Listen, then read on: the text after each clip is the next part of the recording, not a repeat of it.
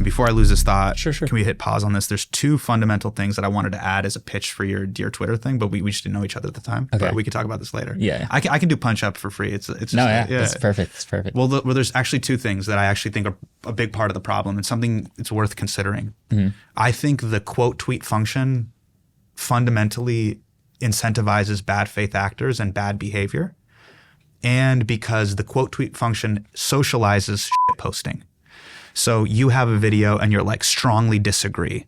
And I can get clout by shit posting or dunking on someone else's idea. Prime example of that was the cottage industry of Trump tweeting and outrage to Trump, or the other side of it. Somebody on the left tweeting and then outrage to said thing. But the move was exactly the same. Look at person below, aren't they stupid? And so the things that are necessary, I think, for like a functioning, robust society, which is like conversation, dialogue, understanding, like coming together. Sorry, I'm being sentimental here. No, I agree. But That's like real. all of these things, like even simple things of like, I bump into you on the subway, my bad. That is not an incentivized behavior on Twitter. And that was really bad. Incentive, yes. Second thing, so you've incentivized bad faith actors and bad behavior. You can quickly rise the ranks through that. And we are just incentive machines. Like human beings, we are designed that way. Hey, why are you studying this in college? Why did you choose this as a career path? Because of certain social and economic incentives. Number two, the pipeline from Twitter to media to Google News, that 1, 2, 3 was a quick like tornado of absolute insanity. Absolute insanity.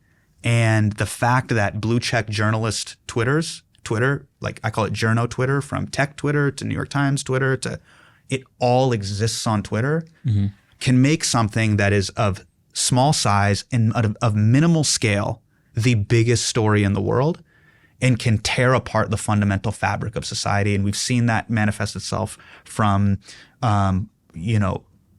political insurrections in our own country to what's happening in Myanmar, India, like just mobs of people causing actual violence in the streets.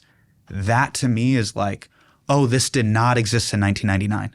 This did not happen in 2003 this way. And it all starts with Twitter.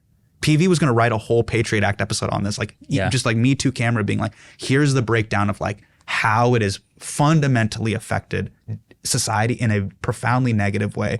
And it's quickly through this quote tweet to news to Google News, and now it's officially a real thing. Yeah. So you can make the nothing something.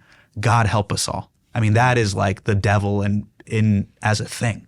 Yeah, I kind of wonder, like because I see this as well, and I also think like, first of all, the quote tweet thing, as far as the way it was designed, it was probably designed with the positive version of it in mind, where it's like I can reply to someone, but then people might not see who follow me. So maybe someone has this bit of information, I want to add some information, so I'm going to quote tweet. Here's also my perspective. Boom. That's like, I've seen lots of positive quote tweets, but then which version is incentivized is the question. And I think that's not guided by Twitter guidelines as much as it's guided by human behavior. And then the version of like, but wait, let's interrogate that more. Yeah. It's tapped into the worst of human behavior. Yeah. To go back to what we started with, the reason why I'm here is actually some of the stuff that exists in the DNA of your work represents, I believe, the best of human behavior. Noble, honest, sincere, straightforward. Like these are the best things about human beings. Yeah. They are difficult to achieve. They are not as incentivized as salaciousness, lewdness, crudeness, insults, ad hominem attacks. Those are the worst of like schoolyard bullying. By the way, I'm a comic. Like we can do that. You want my tongue to be a razor blade? I can play that game. We will all feel icky and society will ultimately be worse for it, but we can do that. It is in our DNA as well. Yeah. And I think what it did is it incentivized that part of it because it is more profitable. I got to get you to feel an extreme emotion, extreme anger, extreme. And it's easier to hit like rage than it is to hit extreme happiness, or because we've seen like occasional viral positive stories. Yes. But the viral negative story is way more common. Yeah. Fully agreed. Yeah. Yeah, it does take it takes a bit of effort to work against or to work towards something that is not incentivized. And I guess I get a little bit of energy from the fact that people do occasionally notice and appreciate when something that you're doing that isn't incentivized is positive. Yeah. And trust me, I've had videos and things go viral because it's like there is something true in it that really resonates deeply. Yeah. But there is a difference between a tool, which is designed to help humans, and a weapon, which is designed to hurt human beings. Mm-hmm. And I think that the percentage right now, in my opinion, and again, I'm open to being convinced, is that it's 80% weapon, 20% tool. I would be curious about that because you remember when YouTube got rid of, what did they do? The dislike They button. got rid of the dislike button, and their public reasoning for that was this is being used as a tool to harm creators, meaning like a dislike brigade on a video for a creator that's like having a personal story or like sharing something vulnerable, and then a dislike brigade coming from some other outside site, and it's like we just got rid of the button across the whole site. And that made me think immediately, like, how frequent was that? Was it 10% of videos? Was it 1% of videos? But at the end of the day, it didn't really matter because the couple of times it did happen was enough for them to go, yeah, we just don't want this to happen anymore. And I wonder the same thing about Twitter, which is like, I know what's visible to me, which is Twitter's kind of what I make of it. It's who I follow. I see a lot of positive things, but there's the trending stuff. There's the negative stuff. How much of this usage of this tool is actually negative? And is it skewed enough for Twitter to do anything about it like YouTube did? I can't really tell. I don't have the numbers. I can just tell what I observe based on my timeline. You've curated a pretty healthy experience. I think my Twitter experience is pretty close to what I've designed, which is a lot of positive thinkers. You've created like a digital utopia. I've made a nice little echo chamber of positive thoughts, which is nice. Which is cool. I think that the dislike comparison's a little tough though, because as somebody who goes and dislikes a video, I gain nothing out of that. Whereas someone who goes and quote tweets a tweet with a negative take on it, I can gain off of that because that can then be promoted in the algorithm. That can make it to other people's timelines. People can see that that's doing that, and then they can be incentivized to now do that as well. Yeah. So like the extra, what you're gaining out of that and what Twitter's algorithm is potentially pushing that forward is when it makes it so much more dangerous and so much more common, I think, than just a thumbs down on a YouTube video that no one sees you do. It's people seeing you do it, and then those people also wanting to do it feels so much worse than. I will say that humans always will find a way to create the most negative version of a feature. Do you remember video responses on YouTube? Like they eventually got rid of it because it was abused. I loved the idea, which is you make a video and someone has a response for you in video form. Instead of a comment, they can make a video response. They click a video response button, they record it to their webcam, and it shows up underneath the video. In the comments. Right above the comments is the video responses. It's like, wow, I just finished this video from Hank Green about why this new thing is the future, but there's a video response from a scientist. Let me watch that. Yeah. And it was a great tool, but it was obviously going to be gamed by the worst possible actors. Yeah. Sure enough, there's like people, thumbnail abusing, idea abusing, the whole thing. They nuke the feature. Yeah. And I just think like you're probably right about quote tweets. Let's say they get rid of it. Yeah. They're on to the next one. They're going to find the next possible way to be the bad actor, even just because they're incentivized in that way to get the most attention from rage from this one feature. I just don't think there's money in goodness. That's the problem. And like that's the thing I'm trying to, again, I respect, and I sincerely like pray and hope for the best for you guys because of that. And I try to like live my life that way just as a personal life decision. That being said, I'll give you one because I'm sure there's Waveform listeners that are like, I love technology. So I'll give you an example of a community that I loved, but it couldn't scale. So when I first moved to New York, I got hired at the Daily Show. I didn't own a suit. I needed to understand where to go. And for guys, there's just not a healthy place to go to be like, hey man, where do I buy a suit? And you're not going to make fun of me because that's the problem. It's like, hey dude, I actually need to go do this and I can't be clowned right now. Just get roasted. Yeah, we just don't have time for that right now. There's a group on Reddit called reddit.com/r male fashion advice. And it's a bunch of dudes and you're nodding your head. You know what I'm talking about, right? You're just like, hey, no ego. Hey man, where do I buy chinos? And and the moderators are really cool. They're like, yo, we are trying to help people here. Yes. So like no roasting, no snaps, no blah, blah, blah, blah. Like just try to, big up people or help them out. And what was really cool about the community is in certain urban cities where guys, like 25-year-old guys or whatever were going out for their first job, they'd all help one another. Hey man, I have this jacket. I gained a little bit of weight. It doesn't fit me anymore. Why don't you take it? And people were helping each other out. Funny enough, that community helped me when I first moved there. And I used, like my government name, and people were actually like really like kind and sincere. And the mods were like, hey, be positive, be proactive, and exhibit skin in the game. And if you are a bad faith shit poster, we're booting you out. Mm-hmm. The problem is that like that group only hovers at a certain number, unfortunately. Right.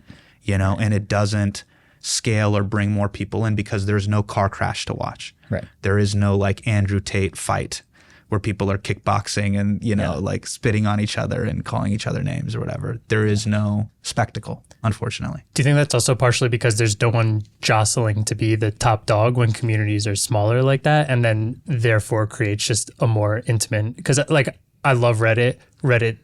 When you were there's sub-pockets, there's probably sub-pockets that aren't good. Yeah, there are terrible Reddits for sure. There are big Reddits that aren't as fun because it's not a community. But I've seen Reddit, and in some cases there's like Discord communities that are also very active, and generally it's because it's appointed moderators that have a general goal, and then you can create a good atmosphere there. Yeah. So I thought about this. So this is, and I would love to know what you think about this.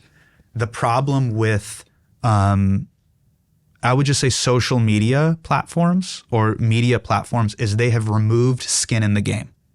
So what I mean by that is that they have removed the say that shit to my face factor. Oh, yeah. There was a level of like, whether it's ultimate or basketball, like if people talk shit, you are going to pay a price. And if you really believe it, sometimes a fight would break out at 24 Hour Fitness. That being said, there's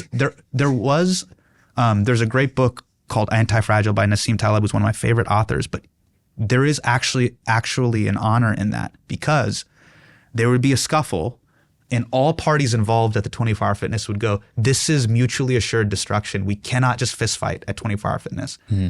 Break it up. And for the rest of the night, there's actually no more fights. Or those two people that fight get booted from the gym, and then like calmness is reinstated. Because we know those guys' government names. Don't let John and Brad back into the gym. They're bad faith. They're just bad dudes. Don't let them back in here.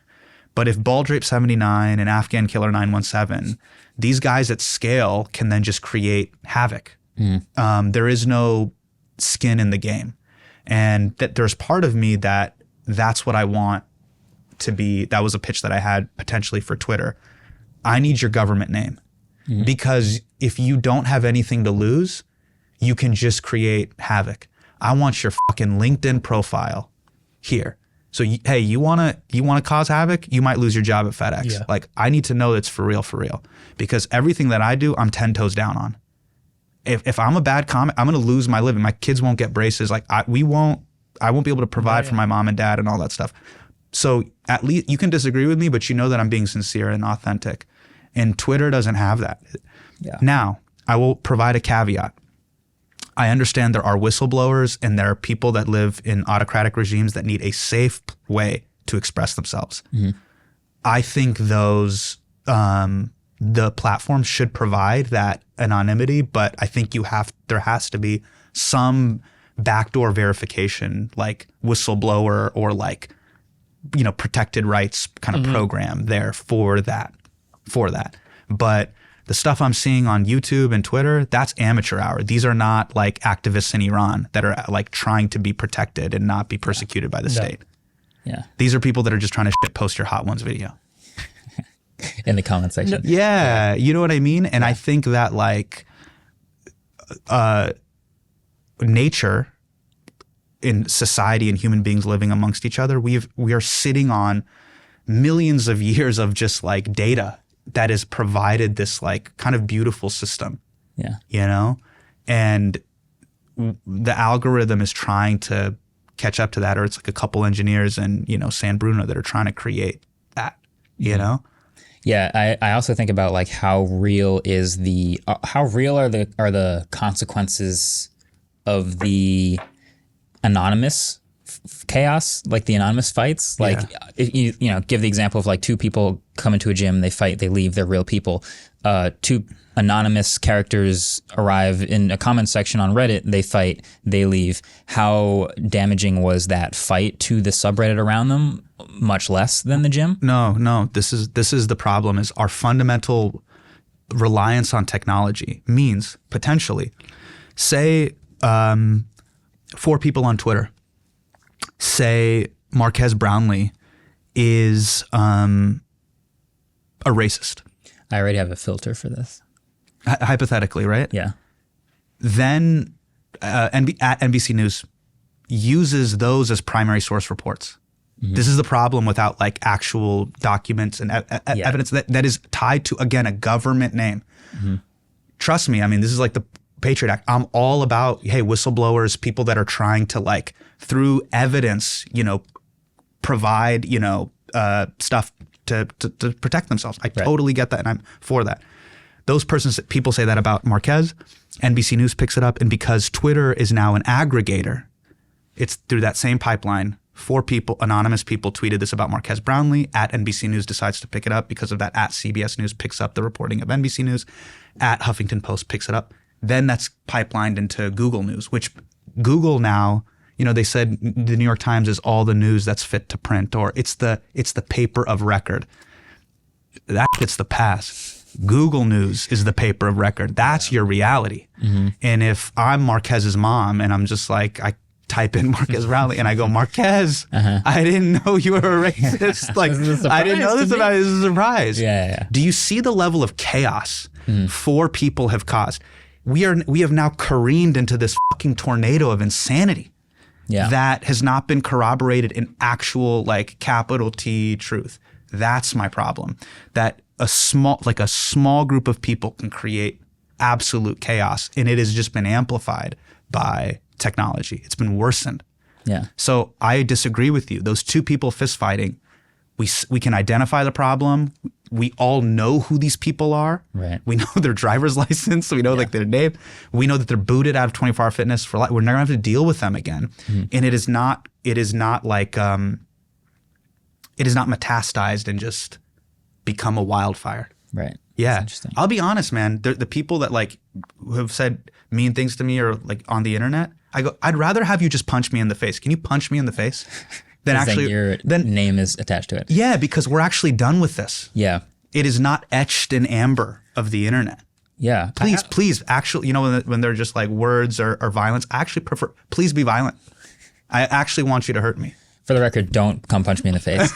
I do feel that way. I was just like, let's just be done with this. Whenever I start to see the like random, I think there's a lot of incentive for people to say the craziest possible thing for attention. Yeah. And so kind of the way I've behaved online as a whole in general is I try to reward the behaviors that I like, right? Uh-huh. So if there are people who are leaving constructive criticism, I actually respond and will say thanks for the feedback and will implement the feedback. And if I have people going, hey, amazing. This video was great, or just like blank empty feedback, I don't respond to them. And if there are people who are just giving blank empty criticism, this video sucked, I don't respond to them.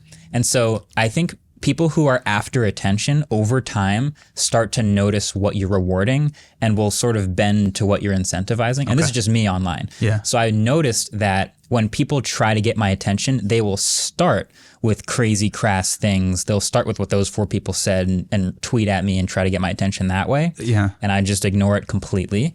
And they'll slowly realize that the way to get attention is to be reasonable and constructive.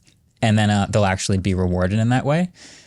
Just with like a reply, or if attention is all they want, then they got a reply. Yeah. And so I think a lot about like, how do we build larger incentives around us online to make sure the things that we want to happen are actually happening and rewarded, and the things that we don't want to happen, which is lots of examples we can give, are completely unrewarded. It's harder when it's anonymous, for sure. Yeah. It's 1,000% harder because people don't walk up to you in the street and start with the crazy, crass thing. Yeah. They kind of have a narrower window of what they start with because it's in real life. But I do think that at least the way I try to behave online is like rewarding. I feel like you should run some of these tech companies then. This kind of like big NPR high school librarian energy of just like, hey, I'm here for curiosity, like well constructed debate. Yeah. Like I would be building in rules into the platforms that incentivize that. Yeah. Probably kind of like Wikipedia. Hey, thanks for watching this clip. Obviously, a really fun conversation with Hassan. Hassan's already subscribed to Waveform, so if you haven't already, what are you waiting for? But also, let me know in the comments what other guests you'd like to see. Conversations like that are super fun, and I think we want to do more of them on Waveform, so let me know. Type it down there.